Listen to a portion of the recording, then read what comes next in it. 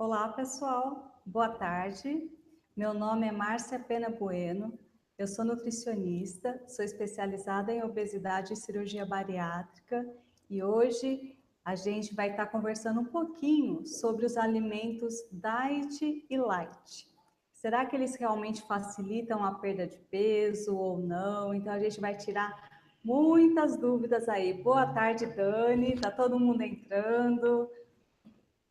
Ai, que ótimo, Isabelle, que vocês estão me ouvindo bem. Ah, fico feliz aí, que às vezes o som não sai do jeito que a gente espera, mas que bacana que está funcionando direitinho. Então, para a gente poder estar começando, né, eu queria primeiro estar explicando qual que é a diferença entre alimento diet e entre alimento light, que a gente escuta falar tanto por aí, né? O alimento diet, o que que ele é? Ele é um alimento que ele tem 100% de isenção de algum nutriente, qualquer que seja. Então, pode ser 100% da isenção de sódio, que é o sal, ou 100% da isenção de açúcar, né? Ou 100% da isenção de gordura. Então, ele tem a retirada de algum nutriente. Por isso que ele é considerado diet. Já o alimento light, qual que é a diferença dele? Ele não tem a retirada 100% de algum nutriente, mas ele tem uma diminuição. Pela nossa legislação, ele tem que ter pelo menos 20%, 25% menos de algum nutriente. Então, ele vai ter pelo menos 25% menos sódio ou 25% menos açúcar, 25% menos gordura, né? Ele vai ter menos alguma coisa. Ele pode até ter mais do que isso. Então, ele pode ter uma isenção, uma diminuição de 50%, de 70%, né? Para ele poder ser considerado light aí. Que cuidado que a gente tem que ter, gente, assim, para deixar bem claro aí para vocês. Nem sempre os alimentos, tanto diet quanto light, eles vão ser mais bacanas para quando a gente quer perder peso.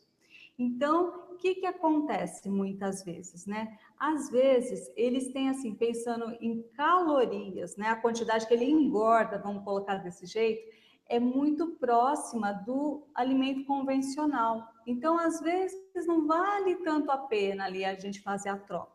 A gente sempre tem que estar vendo a lista de ingredientes. Então, para poder estar vendo se ele não tem tantos ingredientes, não tem tantos aditivos, um monte de nome esquisito que a gente vê por aí. Então, assim, que daí não vai ser um alimento tão bacana. A gente sempre tem que priorizar, pensando na parte de perda de peso, os ingredientes mesmo. Então, não necessariamente o diet ou o light vão ser mais bacanas para perda de peso, né? Isso acaba sendo um mito. E acabei não falando lá no começo também, ó, enviem as dúvidas, enviem as perguntas, que daí a gente vai estar conversando bastante aqui no decorrer de todo o vídeo, certo? Então, a gente tem que tomar esse cuidado, porque às vezes, pelo fato do alimento ser light ou pelo fato do alimento ser diet, dá uma sensação que a gente pode comer mais. Porque, ele não engorda tanto assim, acho que ele é mais bacana. E isso acaba sendo um erro, porque a gente às vezes até dobra o volume de determinada porção, né, sobre alguma coisa que a gente está consumindo, e aí o que acontece? A gente consome mais e acaba sendo até uma quantidade maior do que se fosse o convencional, então não vai ser bacana. Uma coisa que acontece muito também, por exemplo, o chocolate diet, né? Ele engana bem, porque dá a impressão que, vou comer chocolatinho diet que vai ser mais bacana. Mas, na verdade, o que acontece? O chocolate diet, ele foi feito pensando no paciente que tem diabetes. Então, ele não tem açúcar. Só que ele tem um teor de gordura maior do que o convencional, para ele poder ter a mesma textura, para tudo acontecer no mesmo formato. E a quantidade de calorias que ele tem costuma ser maior do que o chocolate convencional. Então, se a gente quer comer o chocolate, é mais bacana, às vezes, a gente estar comendo o tradicional, né, com moderação, do que estar optando pelo diet.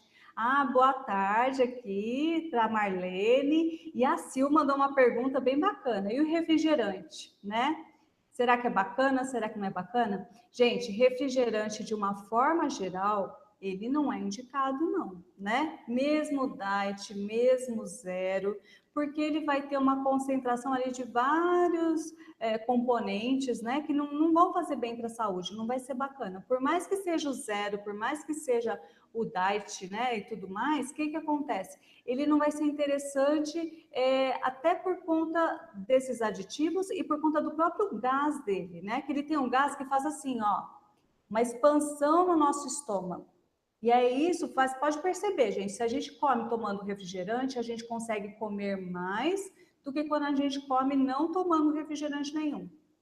Então, o que a gente tem que pensar? É mais bacana não tomar líquido mesmo, se possível, com a refeição. Mas se não der jeito, tomar lá no final e tentar optar sempre pelo suco natural ou a polpa de fruta, que vai ser mais interessante aí e tá agregando nutriente, né? Tá tendo vitaminas, vários minerais também, que vai ser mais bacana, certo, Sil? Boa tarde, Gisele, que bom que você chegou também. E também, gente, eu quero estar mostrando para vocês, agora que a gente já entendeu, né, a diferença entre os alimentos diet e light. Então, a pergunta, né, para deixar bem claro, a pergunta do nosso tema aqui é se esses alimentos facilitam a perda de peso. Na verdade, não, né? Porque às vezes a gente pode estar trocando 6 por meia dúzia, né? A gente pode estar tendo a sensação que pode comer mais, mas na verdade não é liberado à vontade, então a gente tem que tomar esse cuidado. Então, não necessariamente. Às vezes a gente pode até optar, né, por um alimento que tem uma redução de açúcar, uma redução de gordura, um light, né? Um iogurte light, por exemplo, mas nem sempre é a melhor opção, não. Boa tarde, Alda. Ai, que ótimo que eu respondi sua pergunta, Sil. E a Gisele falou aqui pra gente, ó, que ela está tentando evitar beber com a comida e faz muito bem, Gisele. Uma forma bem legal de fazer isso, como que é? Tá deixando para tomar o líquido lá no final da refeição, né? Porque daí a gente toma menos, ao invés de comer e tomar.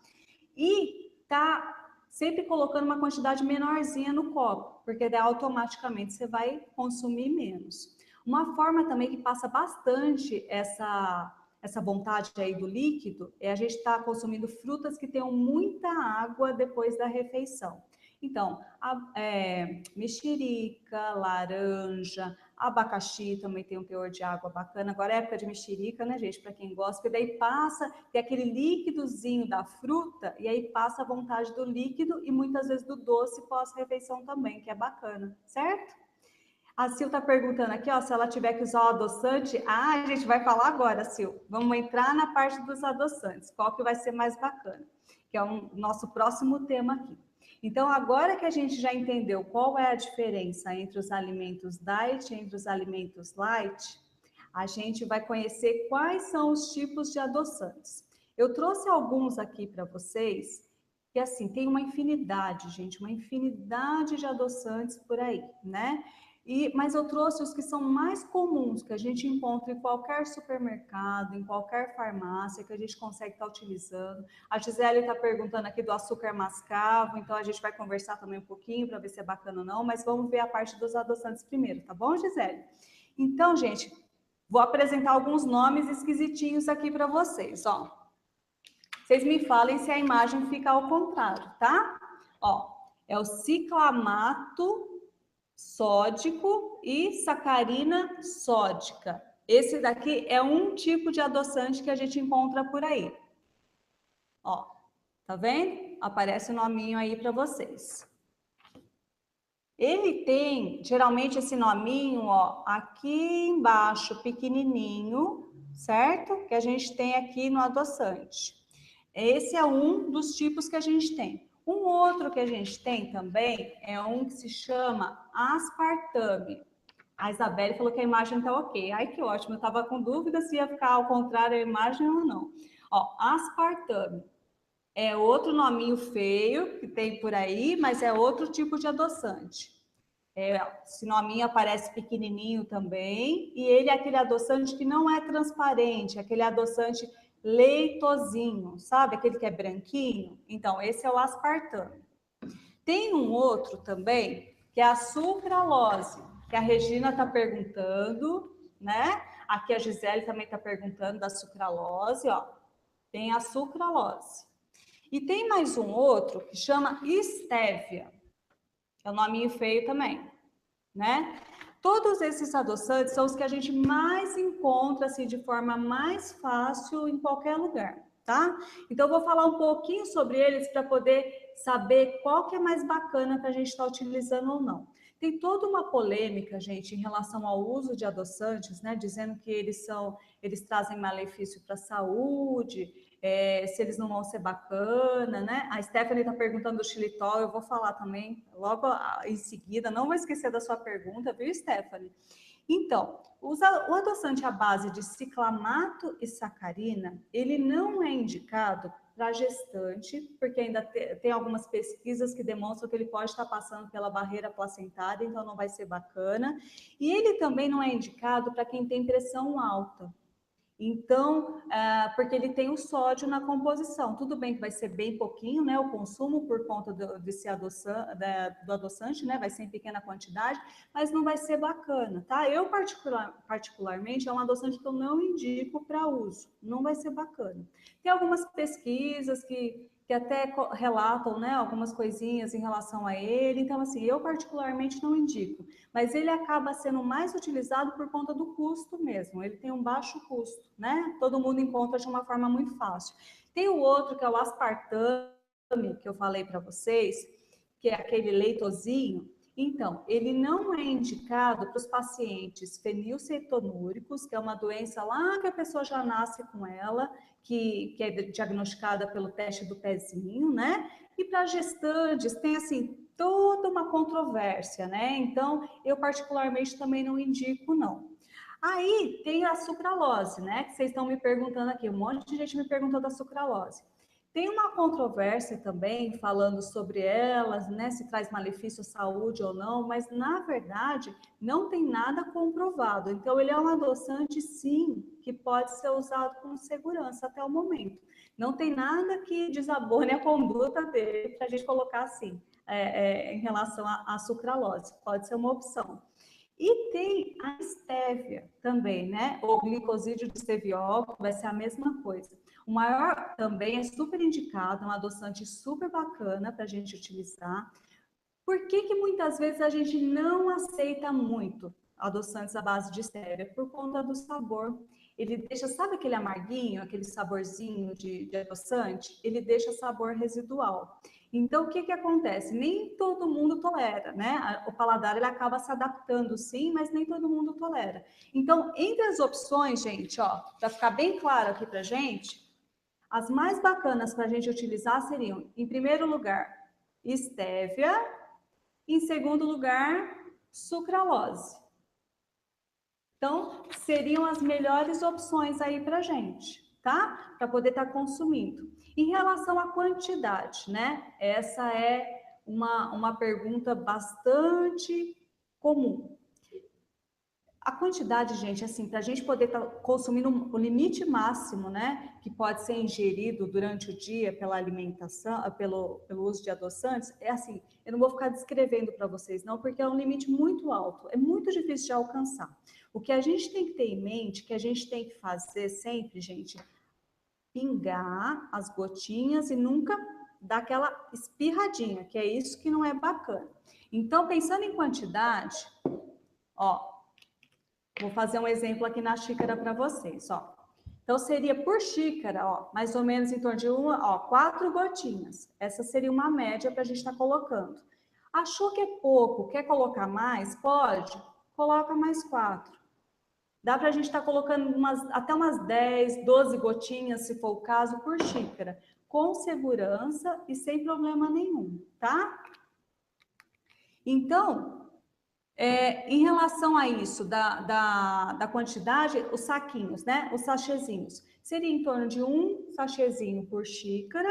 Se quiser colocar 2, pode também? Pode, não tem problema. O maior risco que a gente tem com o consumo, o que que acontece?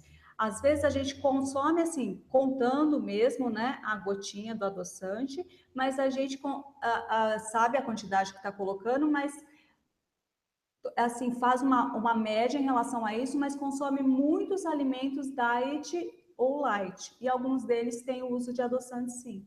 E é isso que pode trazer um malefício para a saúde por conta de ter um excesso, né?